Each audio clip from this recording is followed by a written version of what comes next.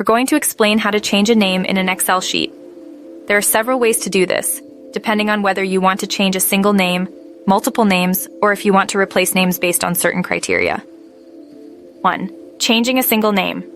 This is the simplest method. Just click on the cell containing the name you want to change, select the entire name, type in the corrected name, and press Enter.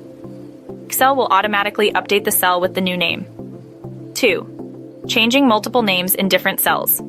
If you need to change several names scattered throughout your sheet, simply repeat step 1 for each individual cell.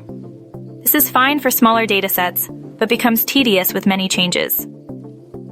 3. Changing multiple names using Find and Replace. For a more efficient approach to multiple changes, use Excel's powerful Find and Replace function. Go to the Home tab and locate the Find and Select group. Click on Replace. In the Find What box, type the name you want to change. In the Replace With box, enter the corrected name. Click Replace All to change all instances of the old name with the new name.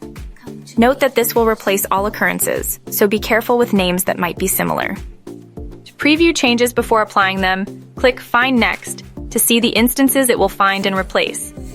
This will show you if there are any other cells where this name is used and should not be changed. Changing names based on criteria, Advanced.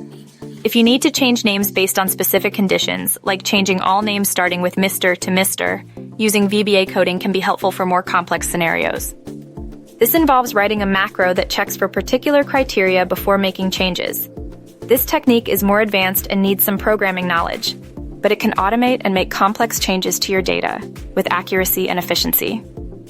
Example, if you have a column with incomplete names and a separate column with the full names, you can use VBA code to match names between these columns and update them accordingly. If you have a data set with errors in the names, you can use Excel's Data Validation feature on the Data tab.